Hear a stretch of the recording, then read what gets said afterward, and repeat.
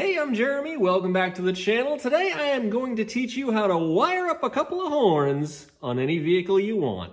I'm talking cars, trucks, ATVs, snowmobiles, mopeds, side-by-sides, something else. I don't even know. Anything you want, we're going to wire horns. All right, the first thing you'll notice is that there's two horns.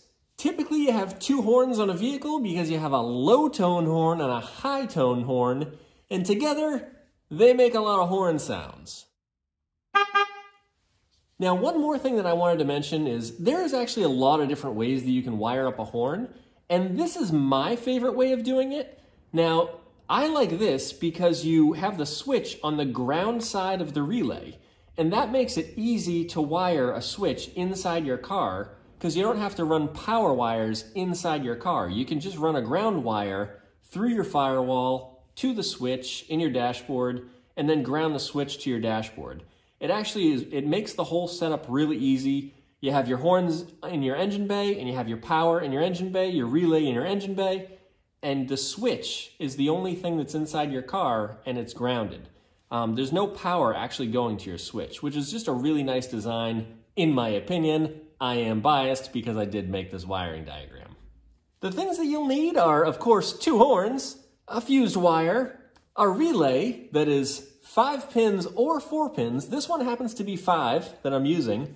And the only difference between a 4 and a 5 pin is the pin right in the center, which is 87A, which we're not even going to use, as you can see right here. Then you're going to need a switch. Now, in this case, it is a momentary switch, and that means you push it in and it pops right back out. It doesn't like lock onto a position like an on-off switch. It's a momentary switch. So it only works when you're pushing it, just like a horn button on a car. All right, now this may look like a lot of wiring if you're new to wiring, but it's actually very simple, and I will explain every little bit of this so you will think it's simple too. Let's start with the relay. Now, this relay is called a Bosch style 5-pin relay, and it's the same one that's right here.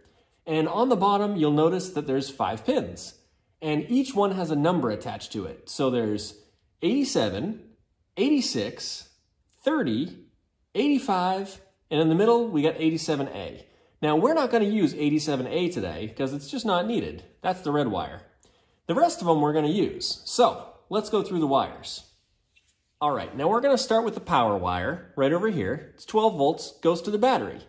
Now, that wire needs to have a fuse in it because if you don't have a fuse and the wire grounds out, then the wire burns and it lights the car on fire, and that's not exactly ideal. So you want to have a fused wire, and it's going to come in and it's going to connect to both the white wire and the blue wire. Now the white wire is pin 86 on the relay. The blue is pin 30 on the relay.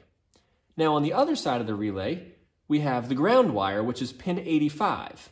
Now pin 85 is this black wire, and that's going to actually come into your interior, and it's going to go to one side of the switch.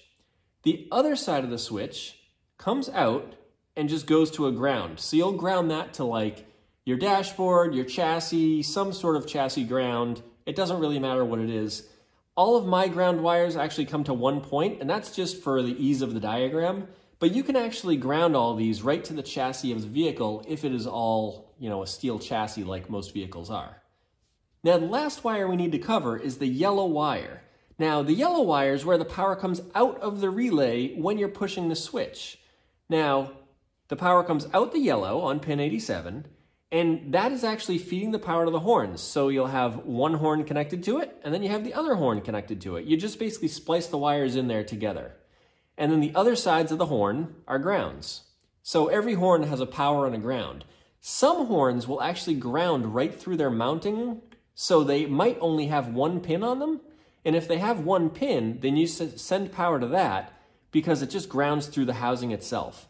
It depends on the style horn you have. This one happens to have a wire for each, but not all of them are like that. Some of the older horns, they just have one wire going to them. Thanks for watching this video. If you liked it, be sure to subscribe, maybe tell a friend, like the video, and maybe even leave me a comment down below.